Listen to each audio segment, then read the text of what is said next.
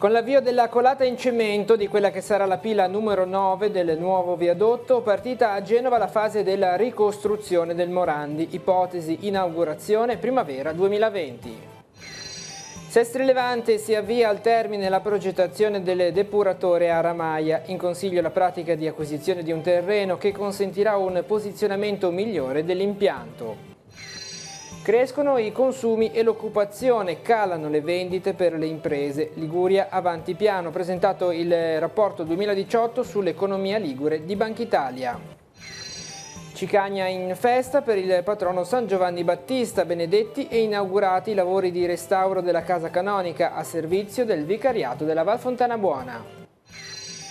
I fedeli della diocesi di Chiavari sulle orme di Abramo, chiamato a mettersi in viaggio. In Terra Santa i pellegrini hanno incontrato luoghi e testimonianze di fede tra Giordania e Israele. Grande festa a Chiavari per i 100 anni di Andrea Copello, chiavarese doc, inseparabile dalla moglie Gemma, con lui i figli, le nuore, le nipoti e tanti amici. Buonasera ai telespettatori di Tigullio. Oggi in apertura ci spostiamo nel capoluogo ligure. A Genova è iniziata oggi la fase della ricostruzione del nuovo viadotto sul Polcevera. La prima gettata di quella che sarà la pila 9 del nuovo ponte e l'arrivo via mare della trave, la prima trave proveniente dagli stabilimenti Fincantieri di Castellammare di Stabia, segnano una giornata importante. Andiamo a vedere.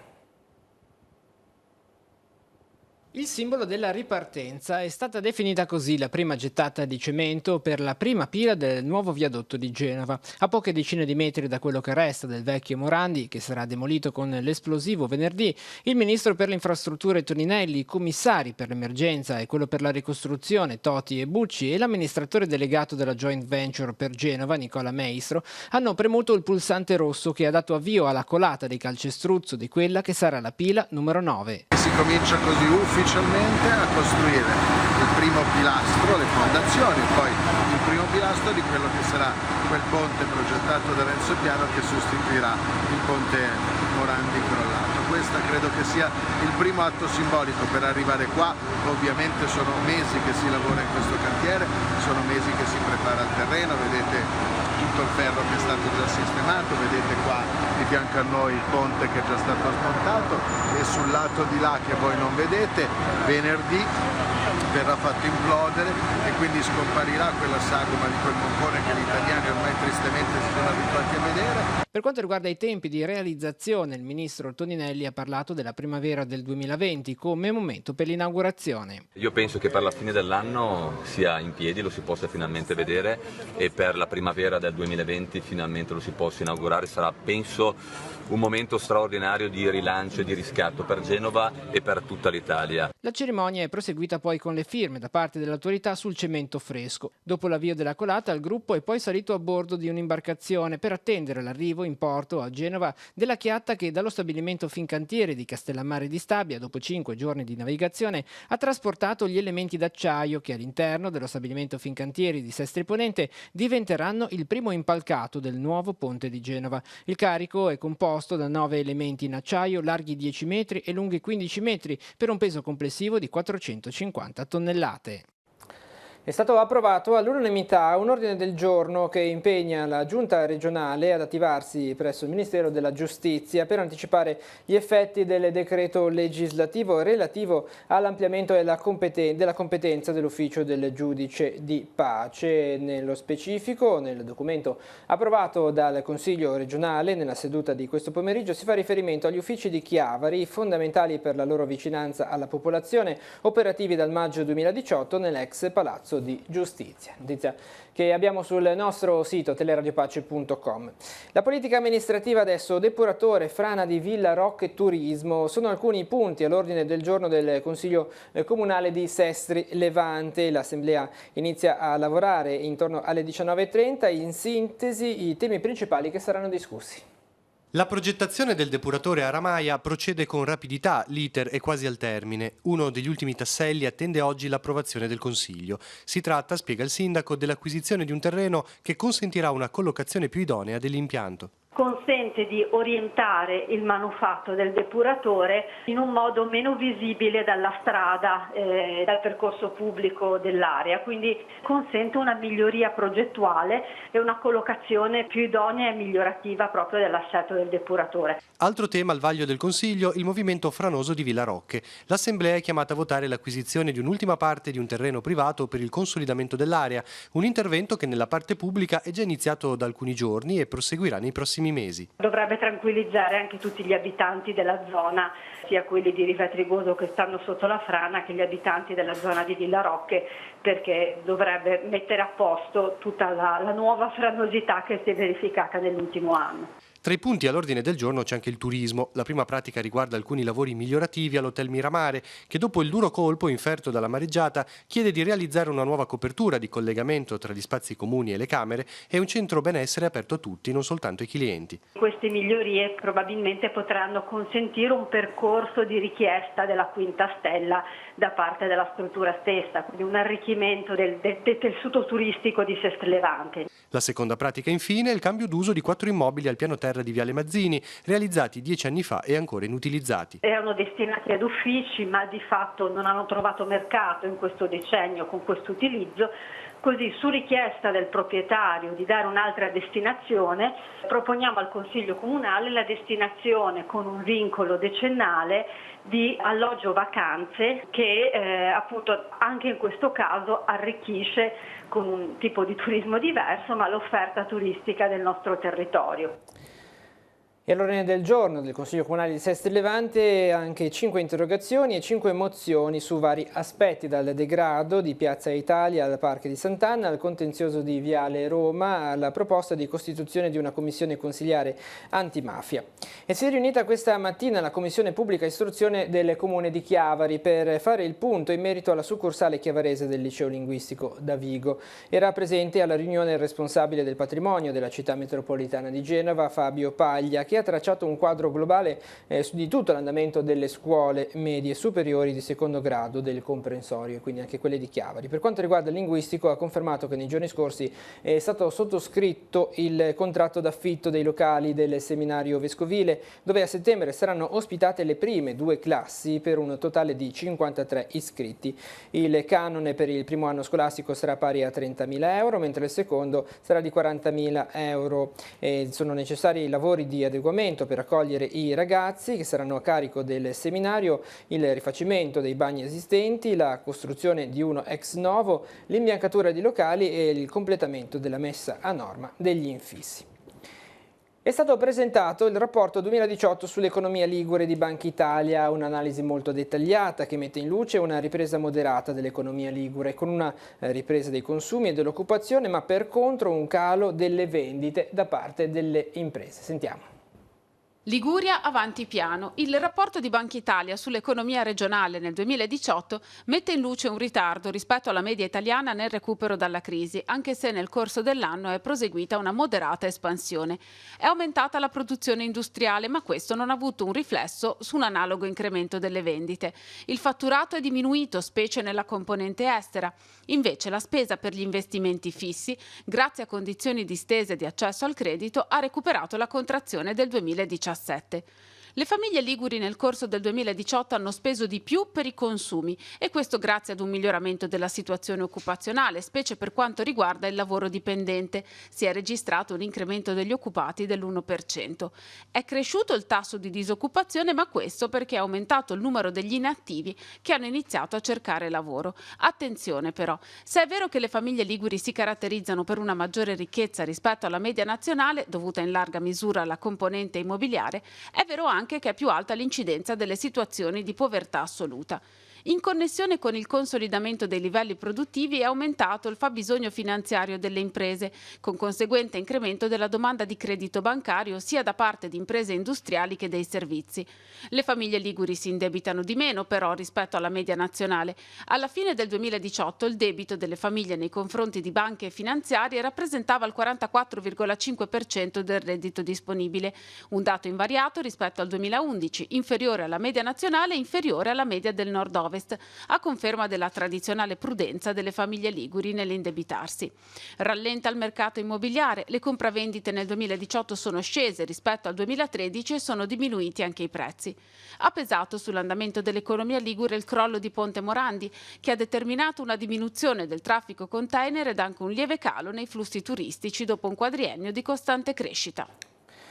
Ed è entrata nel vivo l'ondata di caldo che interesserà il nord Italia sempre nelle prossime ore, nei prossimi giorni. Nella giornata di oggi infatti si sono registrate temperature diffusamente sopra i 30 gradi sia sulla fascia costiera che nelle zone interne. Solo sui rilievi più elevati si è scesi di qualche grado, con valori che però evidenziano ancora un clima afoso, con 20,8 gradi del Monte Bue a 1785 metri, quasi 20 gradi, 19,8 per la precisione, ai 2065 metri del rifugio La Terza nell'Imperiese. Per quanto riguarda gli altri valori massimi registrati sino adesso sulla rete Limet, di cui vediamo proprio la grafica, spiccano i 33,8 gradi di La Spezia Centro, i 33,2 di Rapallo, i 32 di Albissola e Laigueglia. Da segnalare qualche brezza a lambire il litorale, ma non particolarmente sufficiente a stemperare i valori. Unica nota positiva il valore di umidità, determinante per la sensazione di caldo percepito, che seppur con oscillazioni locali è risultata sui valori medi tra il 40 e il 60%. Voltiamo pagina ai temi di carattere diocesano adesso. Una comunità in festa, quella di Cicagna. La solennità del Santo Patrono, San Giovanni Battista, celebrata ieri alla presenza del Vescovo diocesano, è coincisa con la fine dei lavori di restauro delle opere parrocchiali. La casa del Vicariato della Fontana Buona ospita i sacerdoti delle parrocchie della Valle, gli incontri del catechismo e gli uffici del centro di ascolto Caritas, un luogo dove si fa concreto il cammino di comunione, ha sottolineato Monsignor Tanasini, che ha benedetto i lavori.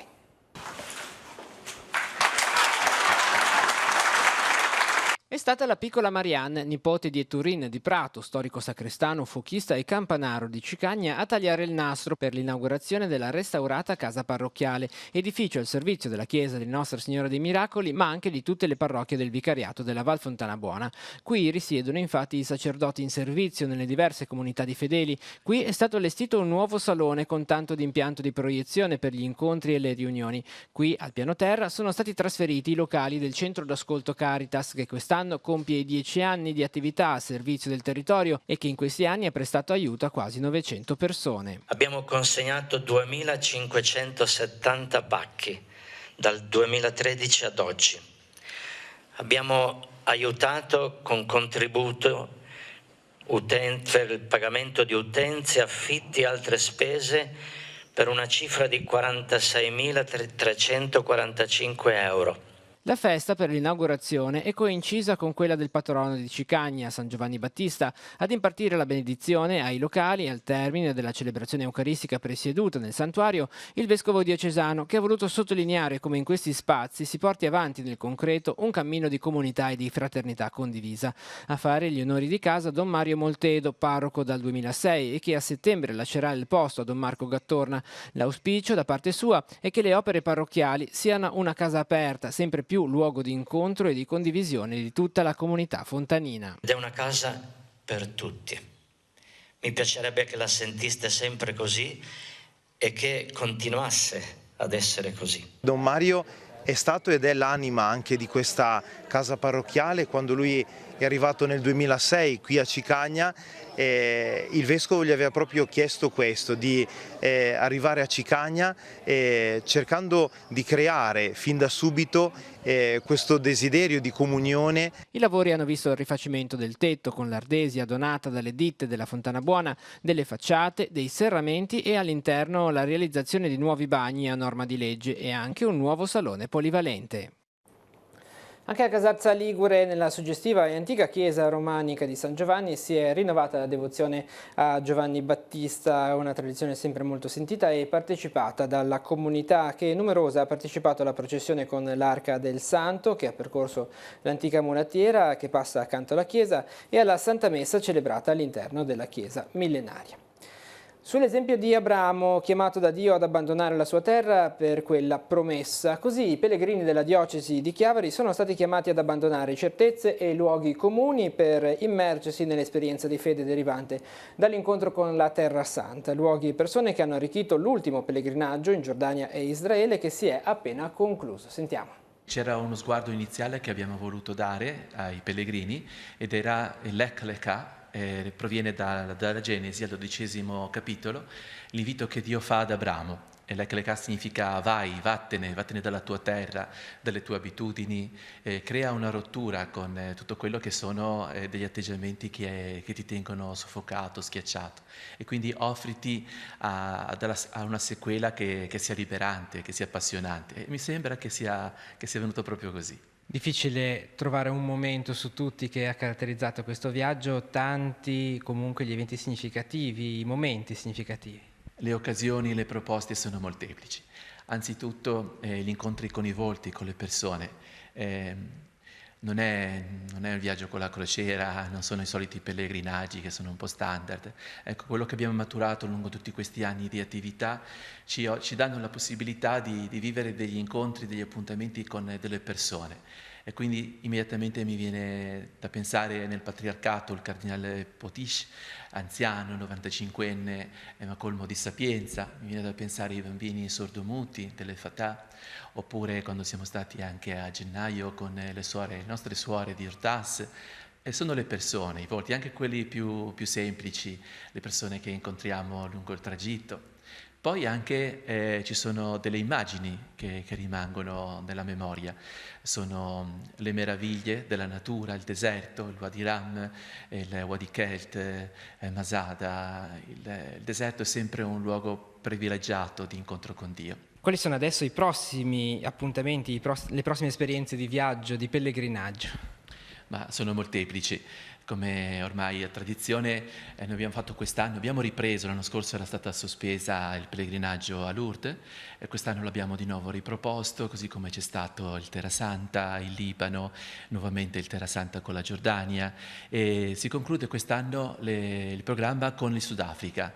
Ahimè ci sono già 20 persone a lista d'attesa, davvero c'è tanta richiesta. A Capodanno troveremo di nuovo un appuntamento lungo i luoghi di San Paolo, delle chiese dell'Apocalisse in Turchia. A Chiavari sono in corso alcune verifiche ai piloni del ponte della Maddalena. Fino al termine degli accertamenti resterà chiuso al traffico veicolare solo il transito da Chiavari verso Lavagna, traffico regolare invece nel senso di marcia opposto. Ed è stata riaperta intorno alle 12:30 la viabilità in via Fiume a Chiavari, rimasta chiusa per oltre mezz'ora a causa della caduta di un albero di ailanto che ha invaso il marciapiede pedonale e quasi tutta la carreggiata questa mattina. Fortunatamente al momento del crollo, provocato quasi sicuramente dalle condizioni non di ottima salute del tronco, non stava passando nessuno. Sul posto sono intervenuti subito i vigili urbani che hanno chiuso il traffico e l'accesso alla via e i vigili del fuoco del distaccamento di Chiavari che hanno dapprima tagliato l'albero, il tronco caduto sulla carreggiata e poi hanno rimosso i rami che rimanevano ad occupare l'asfalto. E sono in corso a Chiavari alcuni interventi di manutenzione ordinaria, sfalcio e pulizia delle cunette delle strade. Oggi i lavori hanno interessato la zona di Rialto, mentre nei giorni scorsi gli interventi si sono concentrati in località Sanguineto, Campodonico e Magena, per procedere poi a Sant'Andrea di Rovereto e Caperana. A breve partirà un altro lotto di intervento inerente alla pulizia delle griglie di scolo e degli innesti sui canali, ha annunciato il consigliere delegato al ciclo delle acque Paolo Garibaldi, in modo tale da prevenire gli episodi di blocco del deflusso delle acque e relativi problemi alla sicurezza dei cittadini. Verrà inoltre inserita in calendario anche la pulizia delle cunette e lo sfalcio in via San Terenziano e della strada che porta alla chiesa di Sanguineto.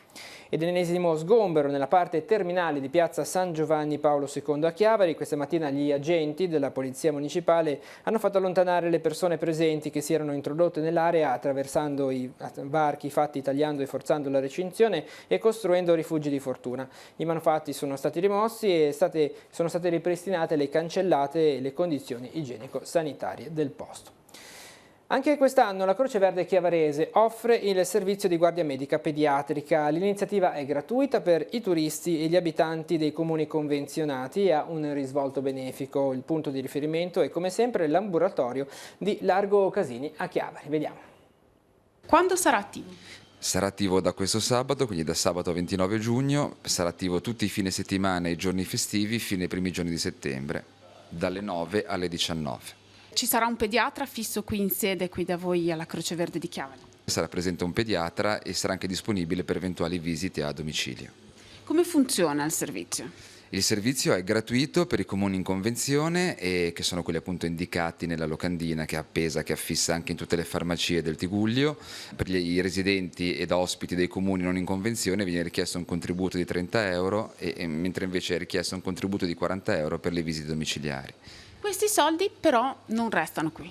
No, non verranno trattenuti dalla Croce Verde, ma verranno destinati, come l'anno scorso, per un progetto importante che è quello di realizzare delle borse di lavoro per studenti nei paesi in Sudafrica. Come siete arrivati a questo risultato così importante? Questo è ormai il 15° anno di Guardia Medica Pediatrica qua in Croce Verde, è un'iniziativa a cui teniamo molto ed è anche molto richiesta dalla cittadinanza, nel senso che già nei giorni precedenti come questi sono molte le persone che ci chiedono quando attiviamo il servizio. Quanti sono stati gli accessi lo scorso anno? Lo scorso anno, come l'anno precedente, il numero degli accessi è gravitato intorno ai 350, è la media annuale delle visite qua in ambulatorio e lo scopo importante appunto è quello di defluire comunque l'afflusso anche al pronto soccorso, perché comunque sono tutte persone che recandosi qua evitano la congestione del pronto soccorso di Lavagna. Accedono bambini residenti o ospiti? Accedono bambini sia residenti che ospiti, quindi sia che siano residenti qua, sia che siano in vacanza, in villeggiatura in uno dei comuni aderenti al progetto o anche no. Insomma, l'accesso è garantito a tutti. C'è anche un numero di telefono per un'eventuale semplice consulenza telefonica? Il numero di telefono è lo 0185 322 422, risponde direttamente il pediatra. 100 candeline e un sorriso che fa invidia. Ha festeggiato così il compleanno centenario Andrea Copello, originario di Sant'Andrea di Rovereto, residente a Chiavari, inseparabile dalla moglie Gemma, con cui ha festeggiato quest'anno 62 anni di matrimonio. Alla festa, con gli amici e i parenti, c'eravamo anche noi. Vediamo. 100 anni sono non pochi e ne sono orgoglioso, con l'augurio speciale che a tutti possono raggiungere questa meta. Se l'ironia è il sale della vita, guardando Andrea Copello si può dire che sia anche un prezioso e benefico elisir in grado di traghettare verso i 100 anni con leggerezza. Nato il 19 giugno del 1919 a San Pietro di Rovereto, residente in centro a Chiavari, Andrea Copello è stato per una vita rappresentante di prodotti farmaceutici. Lo sguardo ha un guizzo quando gli si chiede di ricordare i momenti più belli della vita. Ma c'è qualcosa di più bello che si ricorda? Sì, c'è. Ma non voglio dirlo. Forse il regalo più prezioso per Andrea è stata la moglie Gemma, 88 anni portati splendidamente, 62 anni di matrimonio festeggiati quest'anno, 2 figli, Piero e Sergio, 2 nuore e 2 nipoti, Chiara e Michela. È stato un buon marito, ci siamo voluti bene, non ci siamo mai, cioè ci siamo bisticciati un po' come tutte le famiglie, però siamo sempre andati d'accordo. Guardi, io non rimpiango un giorno di averlo conosciuto. E per la sua festa nonno Andrea ha voluto fare lui stesso un regalo alle nipoti. Dono questo. Questo olivo alle mie care nipoti Michela e Chiara come simbolo di pace e prosperità. Ai giovani dico: continuate a volervi bene dal giorno in cui vi siete conosciuti e che duri tanto la vita come noi, uniti sempre. E Andrea cosa dice? Direi altrettanto quanto ha detto la Gemma. No, qua bisogna andare avanti. Con la speranza, che sono già felice di averla raggiunta. E speriamo di poter tirare ancora un pochettino la corda.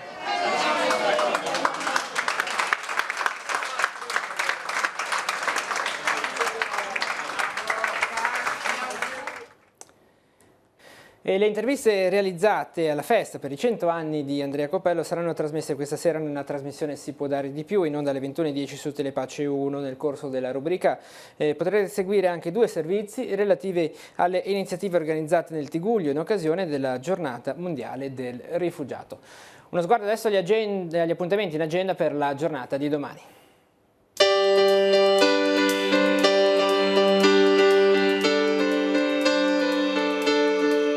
Appuntamenti in agenda per mercoledì 26 giugno. Come ogni mercoledì è aperto alle visite il Museo Diocesano. Le opere esposte saranno visitabili dalle 10 alle 12 al primo piano della Curia Vescovile in piazza Nostra Signora dell'Orto a Chiavari. Musica dal vivo nel bar La Vermuteria di Chiavari in via Bontà. Durante la serata si esibirà il gruppo blues rock band The Blenders, l'inizio alle 20. Alle 21, al Musel di Sestri Levante, riprende la rassegna Da Sestri al Mondo, dal mondo a Sestri sul tema del viaggio. Nella Sala Bo di Palazzo Fasce, Simone Patrone e Francesco Carocci parleranno della loro avventura in bicicletta in Islanda, terra del ghiaccio e del fuoco. Un Jardin de Intriga Murugi è il titolo della commedia in 2 atti che sarà portata in scena dalla compagnia I Senza Pretese. Il sipario si aprirà alle 21 nella parrocchia di Pila a Sestri Levante. La regia è di Gianna Ferrari. E infine, Quello che gli uomini non dicono, il titolo della mostra allestita nel laboratorio Spazio Casoni di via Bighetti a Chiavari. Costituita dagli scatti fotografici di 10 donne, rigorosamente in bianco e nero, si potrà visitare fino al 30 giugno, dalle 10 alle 12 e dalle 16 alle 19. Domani, tra l'altro, alle 18:30 ci sarà la presentazione di un libro.